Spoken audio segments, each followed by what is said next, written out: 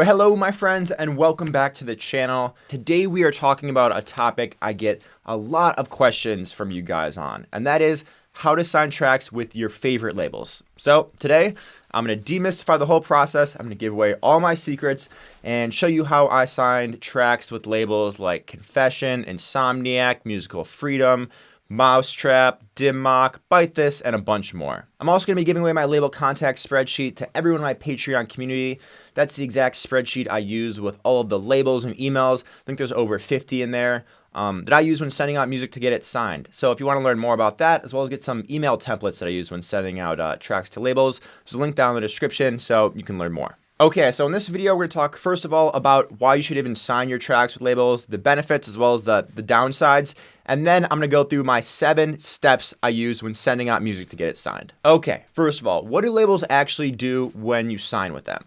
Well, first of all, they create the artwork for your music. They create all the assets, any visualizers, any things like that, any promotional materials you see artists use when they're releasing music. They also distribute your music to DSPs or digital service providers. Those are places like Beatport, Spotify, Tidal, all that good stuff. On top of that, they also market your music and send it out to their own promo lists. And oftentimes they'll help with playlisting and pushing it on Spotify, things like that. So here's a quick little diagram I made, somewhat of an artist myself, when working with a label. So as an early artist, here's what it will look like. You're gonna have a small fan base. Unless you've gone viral on TikTok right away, this is what your fan base is going to look like. It's a small fan base, and a lot of these labels have been around for years. So they're going to have a big fan base, a lot of followers on social media, a big email list. So when you release with them, not only do you access these few people in your little fan base, but you gain access to this whole big fan base over here. So overall, way more people are going to see your music, hear your music, and that's a good thing.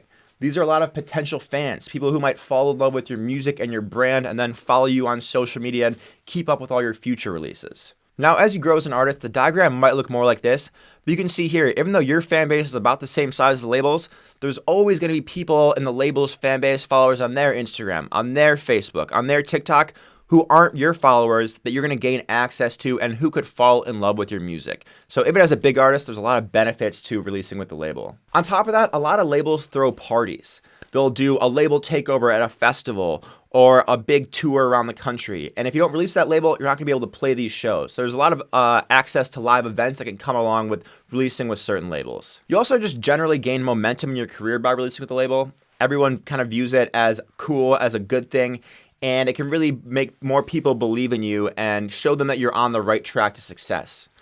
When you release with a big label, a lot of other labels will come knocking for your music. A lot of big artists who maybe released with that label will now hit you up and want to collab with you, or at least be open to working on music with you. A lot of these labels also have resources that you just simply don't have if you were to self-release your song. These are things like playlisting, access to big playlists on Spotify, partnerships with big social accounts who can help push your music, PR services to get your promos in the inbox of a lot of big DJs. Now, lastly, and least importantly, it's also a reduced cost to push your song and promote it. They're covering costs for artwork, for assets, for distribution, all that good stuff. So those are all the benefits. Now, the downside is when you sign with a label, you're going to sign away usually like 50% of any money the track makes to that label, which a lot of times is a fair trade, given that most tracks don't make a ton of money. But say your track blows up and goes viral, or say you get it signed in the new Fast and the Furious movie.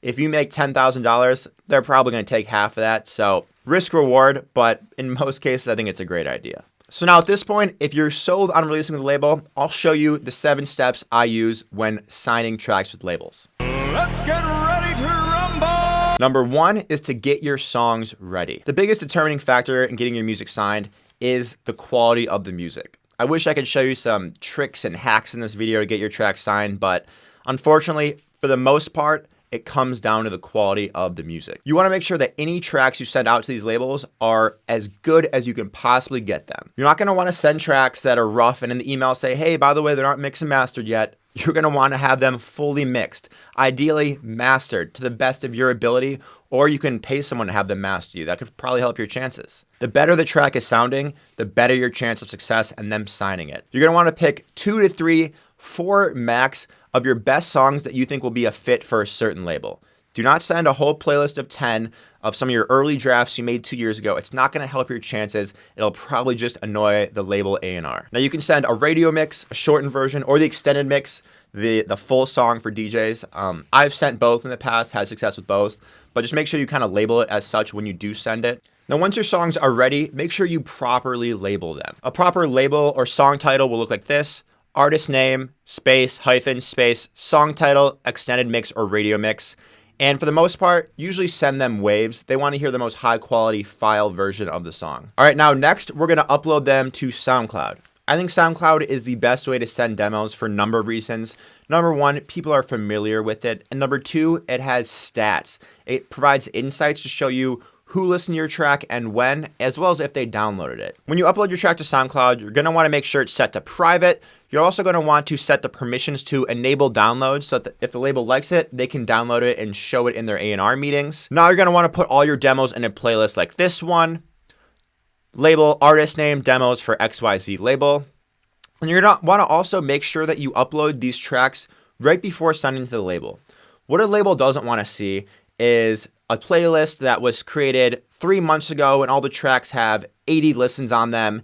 It makes them think that you've already sent to a bunch of other labels and they all passed on it, so now you're sending them to them. You want the label to feel like a priority because they probably should be to you if you're sending these tracks to them. All right, now that we got our music uploaded and ready to be sent out, it is time for step 2, and that is get your online presence ready. If this label hears your music and likes it, you want them to look you up and see your profiles and think to themselves, wow, this is really a dope producer. This guy or girl knows what they're doing, and I think they're on track for success. And I want to be part of that success. You want your online profiles to look well branded. You want things to be consistent across social media. You want the themes and pictures you're using across social media to look dope. You want these labels to be impressed and want to be on your team. Also, ideally, make your usernames consistent. If a label does sign this track, they don't want to have to track down 5 different usernames for your Twitter, Facebook, and Instagram. It also helps fans find you. All right, step 3 is to pick the labels you want to send this music to. Choose labels that release the music of the style that you made. If you're making heavy bass house, don't send it to these chill tech house labels. You're not going to make them change their mind on their direction as a label, and you're just probably going to upset the A&R in case you want to send them future music. Write out all the labels you'd like to release with ideally and prioritize them as well. You're not going to send your music to every label at once, so you're going to want to be able to prioritize which ones you send to first. Also, if you're a newer artist, don't be afraid to cast a wide net. It can be tough to sign music early on as an artist, so list a bunch of labels and really try and figure out which ones you'd be okay with releasing with, because you might have to go pretty far down the priority list to find ones who are into the music, and that's okay, especially early on. Quick bonus tip here, if you do have a few dream labels, say Confession's your dream label, don't just try and make music that sounds like the stuff they released last year or 2 years ago.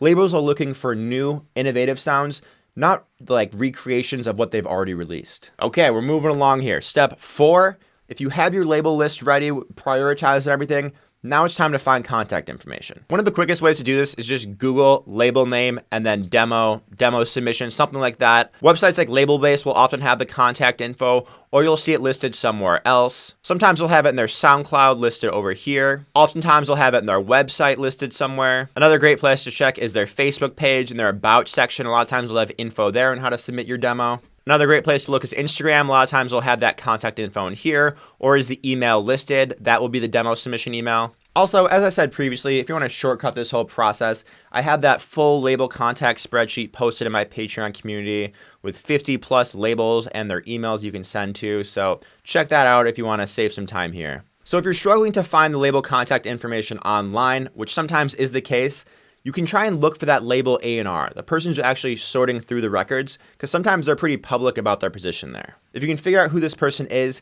you can look them up and see if they have an email listed somewhere, because that can be a pretty effective way to reach out. Now, if you can't find the label email online and you can't find the A&R, the other approach can be to find out the contact information from artists who've already released on the label. I have producer friends who hit me up all the time who ask contact information for labels I've released on, like Mousetrap or Confession, and I'm always happy to give it to them. Now, step 5, send out your music. If the label just has a demo drop or a Google Sheet you upload to, that's the approach you'll take. If you have an email of that label, you're going to start drafting your email during this step. Here's a quick example email. But like I said earlier, I also included email templates as well as follow-up templates for everyone in my Patreon community. So there's a link below to check that out. Subject line, Mysteria demos for XYZ label.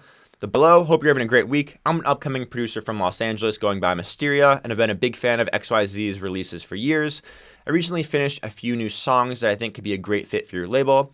Include your private SoundCloud link below. When sending this, don't just copy the URL from your browser, but do this. Private share. Copy this link so they can actually view these private songs. You can end it with something like, if you have any feedback on these ones, please let me know. Thanks for your time, Mysteria. Something simple like that. Also, having a nice professional looking signature can help. If there's a story behind the track as well, or some meaning behind this body of music you like to release as an EP, that can also help as well. Especially some of these bigger labels, they like to know that there's a little bit of a story or some meaning behind the music you're sending. But don't go overboard here. Don't list 3 paragraphs about how you lost your friend in Argentina and this is music about him. Keep it quick, keep it concise. That's what the label's looking for. Now, step number 6 is to be patient. This process can take a while, especially for some of these bigger labels. The A&Rs are buried with demos a lot of times, and it can take a while to sift through them and then get them approved by the whole A&R team, so be patient. You can also keep an eye on the stats here on SoundCloud to know when they've listened.